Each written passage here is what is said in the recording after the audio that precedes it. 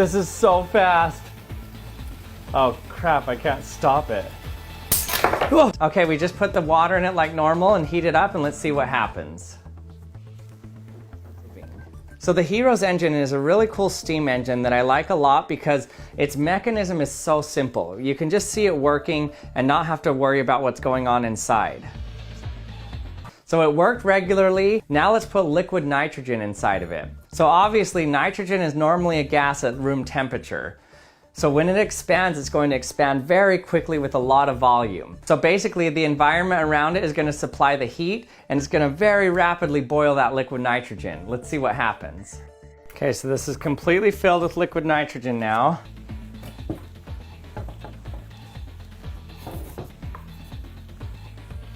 Whoa.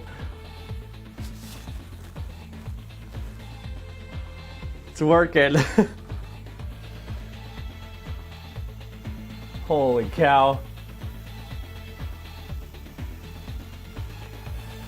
This is so fast. Oh crap, I can't stop it. Whoa. That was awesome. Now what's neat about this is I'm currently using a heat source to make the steam shoot out the nozzles, but I don't have to use a heat source specifically. I can actually just put it in my vacuum chamber with regular water, and it should boil that water inside and get it to turn without any input of heat from a flame. So let's put it in the vacuum chamber and see if we can get it to spin without a flame below it.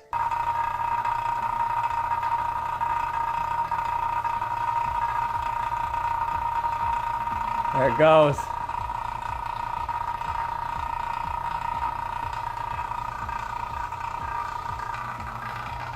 Steam engine moving without a heat source. It still works in the vacuum chamber. Now granted, it's not spinning as fast as it was when I had the flame under it. That's because the boiling is actually taking away heat from the bulb itself, and so it's actually cooling down, and it's eventually going to get slower and slower and slower and not boil as quickly. And eventually the water would just freeze inside of it.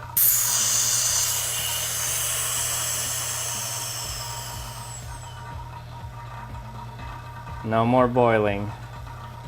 So this is just a bulb that has some tips on it that are all pointed in one specific direction. And what you do is you just put water in the bulb and then put this cap on. And then once you put the cap on and put a heat source below it, and it'll start heating it until the water inside becomes water vapor. And at that point it will expand really quickly, and it will shoot out of these little nozzles here at a high speed.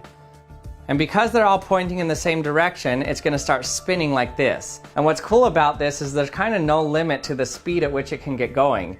As long as there's not a lot of friction, it'll just keep going faster and faster and faster as long as there's water shooting out the ends there. And the reason it can do that is because the speed at which the steam shoots out of it is only relative to the nozzle. And so even if it's rotating extremely fast, the speed shooting out of the nozzle will still be the same relative to the nozzle. Another thing that's really neat about this engine here is it actually has some practical uses. As I showed here, you don't have to use steam to make it turn. If you can just blow air or any gas through it, it's going to start spinning extremely fast. So they actually use the same mechanism on the tip of some rotor blades on helicopters, and it helps those rotor blades spin extremely fast. And what's cool about it is it doesn't apply torque to the helicopter. So in some applications, they use compressed air with jet engines to blow air, hot air out of the nozzle tips at the tip of the rotors, and they can make the helicopter spin and even fly just from that mechanism itself. For example, I can make a makeshift helicopter by just sticking a balloon onto a mini rotor like this that has fan blades on it, and the gas from the balloon will be expelled through the nozzles and it'll make it fly up in the air. Hey everyone, thanks for watching another episode of the Action Lab. I hope you enjoyed it, and thanks for watching, and I'll see you next time.